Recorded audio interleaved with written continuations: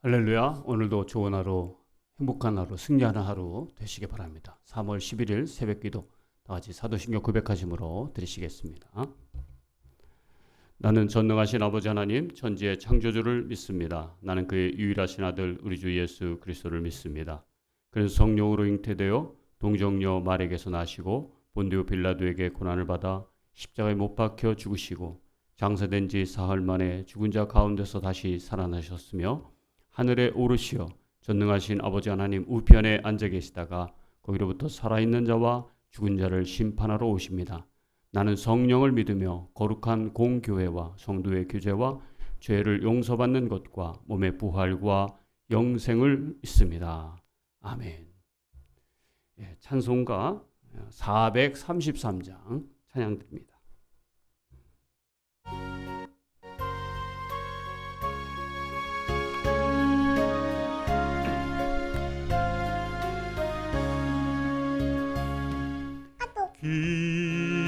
귀하신 주여 날 붙드사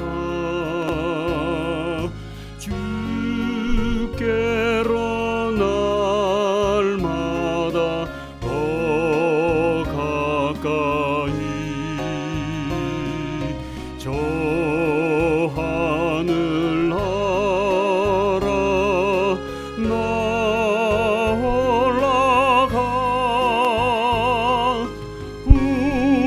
우주의 품 안에 늘 안기어 영생의 복 받기 원합니다.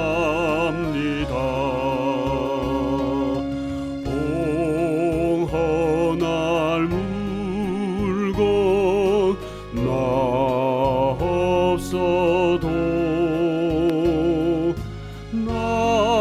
날마다 주께로 더 가까이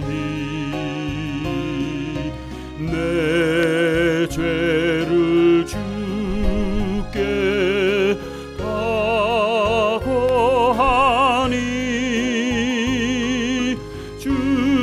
주님의 보혈로 날 씻으사 눈보다 더 희게 하옵소서. 간악한 마귀 날 깨어도 주 예수 앞으로 더 가까이 이 세상 속한 그 허영시 또 추한 생각을 다 버리니 정결한 마음 내게는 주소서. 이 세상 내가 살 동안에 주께로 날마다 더 가까이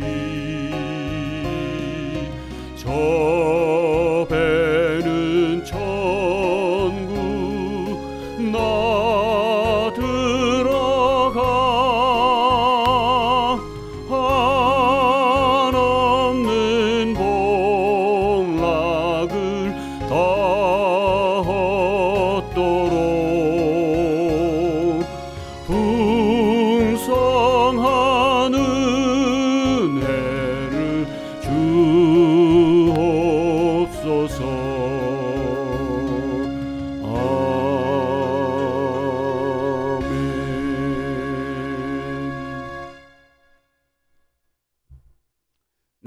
하나님의 말씀입니다. 레위기 7장 28절부터 38절의 말씀 우리 함께 꼭 입으로 따라 하시고 속으로 또 따라해서 이 말씀에 큰 은혜가 되기를 바랍니다.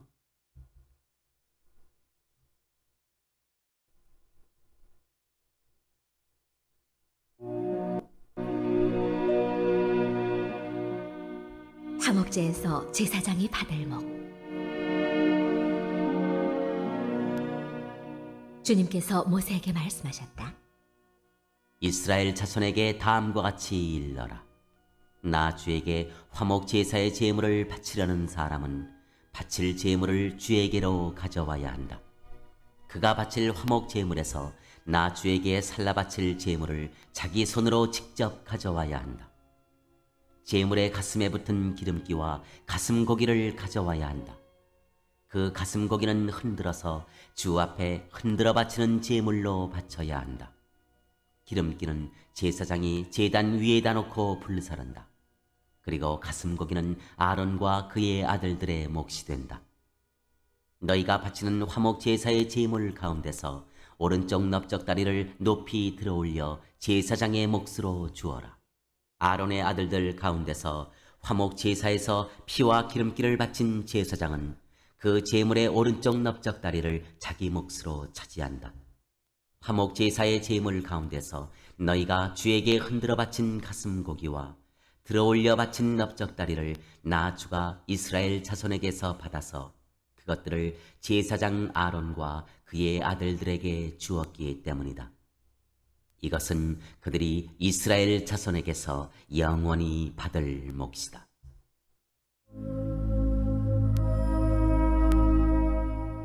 맺는 말 1. 이것은 주님께 살라 바치는 제물 가운데서 아론과 그의 아들들이 주님의 제사장으로 임명받은 날부터 받을 몫이다. 주님께서는 그들이 기름 부음을 받아 임명되는 날부터 이것을 그들에게 주도록 이스라엘 자손에게 명하셨다. 이것은 그들이 대대로 영원히 지켜야 할 규례이다.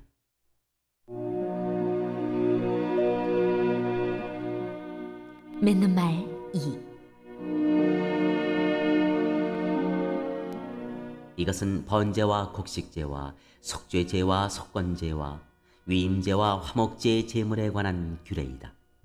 이 규례는 이스라엘 자손에게 시내 광야에서 주님께 제사를 드리라고 명하시던 날에 주님께서 시내 산에서 모세에게 명하신 것이다.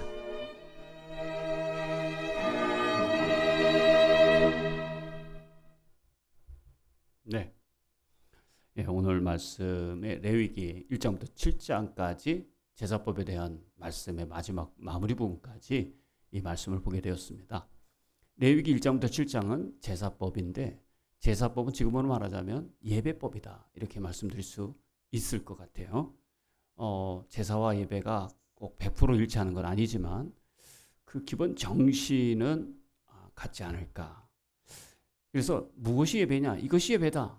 그러면 오늘 이 레위기 마지막 부분 7장에서 말하고 있는 이 말씀을 통해서 진정한 예배의 정신이 무엇일까 하는 것들을 한번 같이 묵상해 보고자 합니다. 네.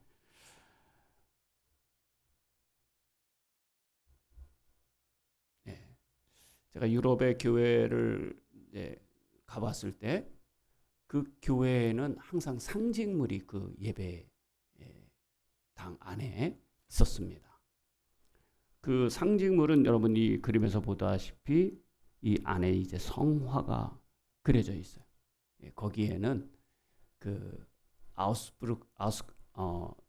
비텐베르크인가요? 거기에 가보면은 거기에 이제 성체교회에 가봤는데 그 교회에서도 그 성화가 그려져 있는데 그 성화마다 각각의 그 의미가 있습니다. 예배당 안에 예수 그리스도의 그 십자가 그리고 그 구원의 사랑 이런 것들을 굉장히 강조해서 보여주고 있는 것을 거기 상징물로 항상 이렇게 보여주고 있는데 지금 우리 개신교회는 이런 상징물이 의미를 많이 이제 강화하고 있지는 않아서 요점이 좀 안타까운 그런 마음이 들기도 했습니다. 네, 여기 보시면은 오늘 이 말씀 가운데서 우리가 좀 한번 좀 생각해 봐야 하는 것이 자, 그러면 5대 제사 규례 중에서 이제 5가지의 제사법이 있지 않습니까? 그 5가지의 제사법 가운데서 맨 처음에 번제, 소제, 화목제, 속제제, 속건제 이 5가지가 있는데 이 5가지의 제사법 가운데서 가장 많은 부분을 할당해서 설명하고 있는 제사법이 있어요. 그게 무엇일까요? 그것은 바로 화목제입니다. 화목제. 그러면 왜 성경에서는 이렇게 화목제에 대해서 가장 많은 부분을 차지하고 있는가? 우리가 생각하면 모두 다 드리는 번제, 태워서 드리는 번제이죠.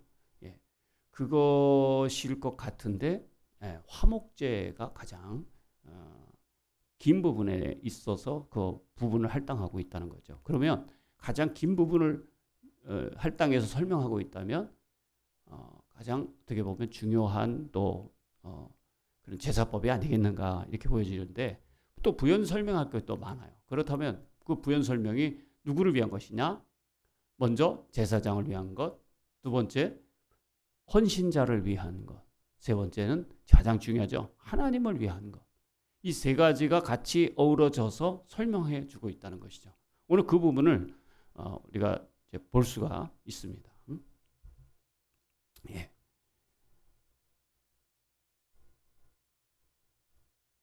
자, 여러분 여기 보시면은 이 제사법 가운데서 뭐 번제, 소제, 이렇게 화목제, 속제, 속건제 이렇게 나와 있는 부분을 보게 되는데요.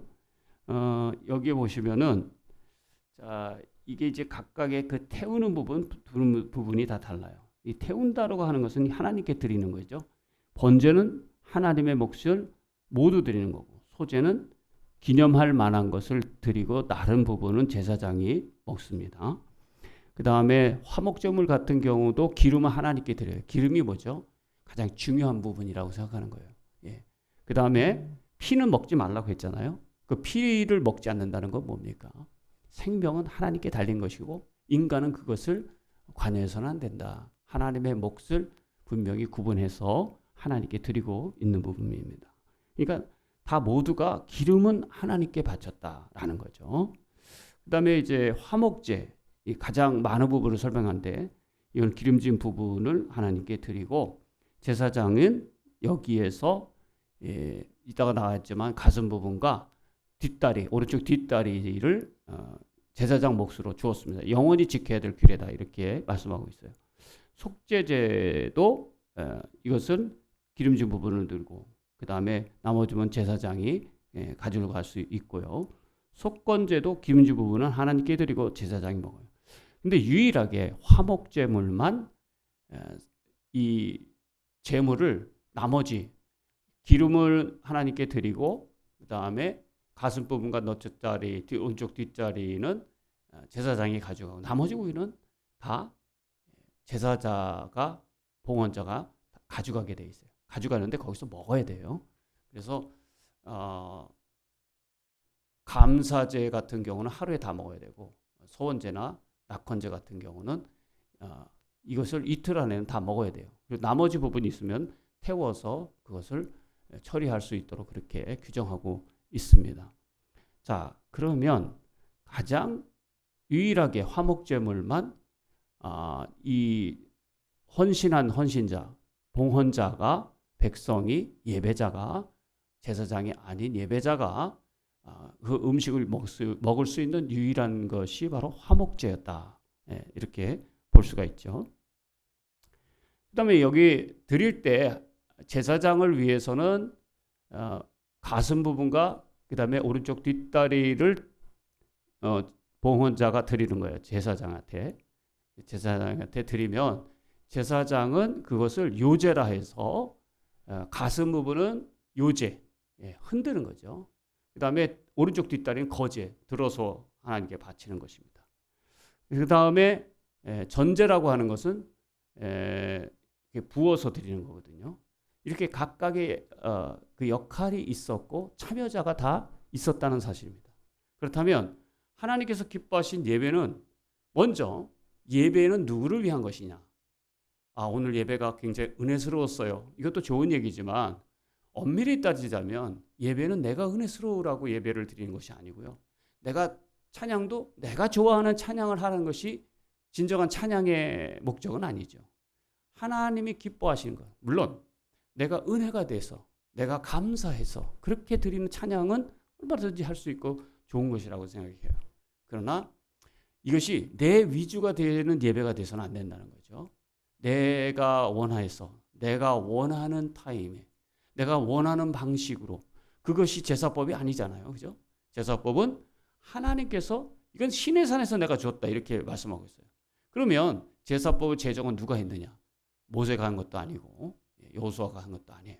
여기에 있는 다른 어떤 사람들이 모여서 만든 것도 아니고 하나님께서 정해주신 하나님의 방법이라는 거죠. 그러니까 예배라는 목적은 하나님이 기준이 되어야 되고 그분께 영광을 돌릴 수 있는 것이 정말 예배다운 예배. 이것이 진짜 예배다라고 말씀드릴 수 있어요. 그렇다면 오늘 우리는 예배에 임하는 우리들의 자세가 어떤가 하는 것도 한번 생각해 봐요.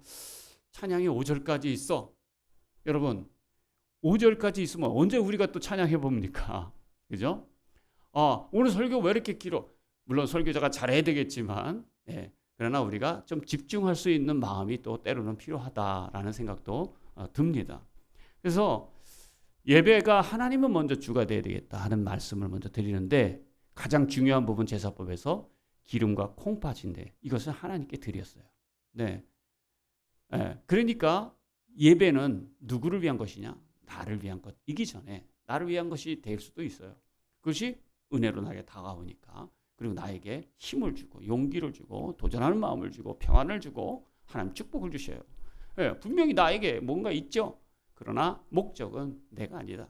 하나님이다. 라는 것. 이것이 첫 번째 가장 중요한 것이고 하나님 기뻐하신 예배 이것이 진짜 예배다라고 한다면 예배를 드리는 제사장도 배려를 해야 되겠다. 그래서 제사법에는 항상 그 제사장들이 가져갈 몫이 있어요. 이 레위 족속이 맡았는데 제사장의 직분을 맡은 레위 족속은 다른 기업이 없었다. 기업이 없었다는 얘기는 땅이 없었고 토지가 없었다는 얘기거든요. 그러면 다른 땅이 없고 토지가 없으면 뭘 먹고 살아요?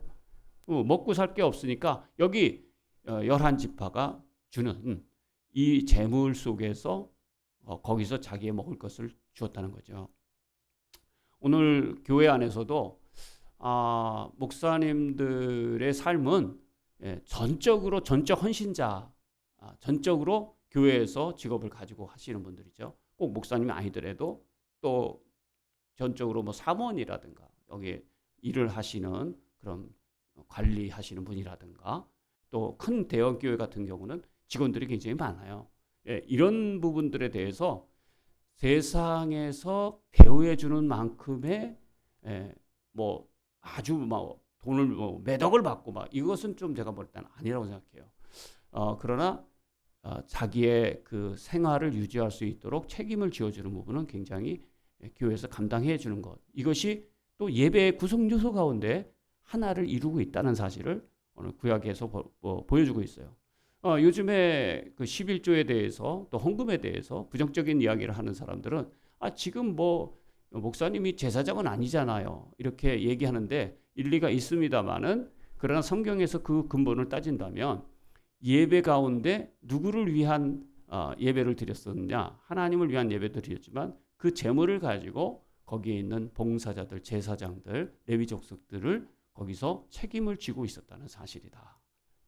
이것도 예배에 있어서 굉장히 중요한 부분을 차지했다는 것을 레위기 구약의 말씀을 통해서 우리가 보게 된 거예요. 그 다음에 이제 정말 중요한 게 또 백성이 예배자잖아요. 우리 같은 예배를 드리는데 제사장도 예배자이지만 백성들도 예배자잖아요. 그래서 그 나머지 곡이 유일하게 화목제는 유일하게 그 제물을 드리고 백성이 가져갈 수 있었던 그런 제사법이었습니다. 그래서 5가지의 그 제사법 가운데 가장 많은 부분을 할당해서 이 부분을 말씀해주고 있다. 이렇게 보여주고 있는 것이죠.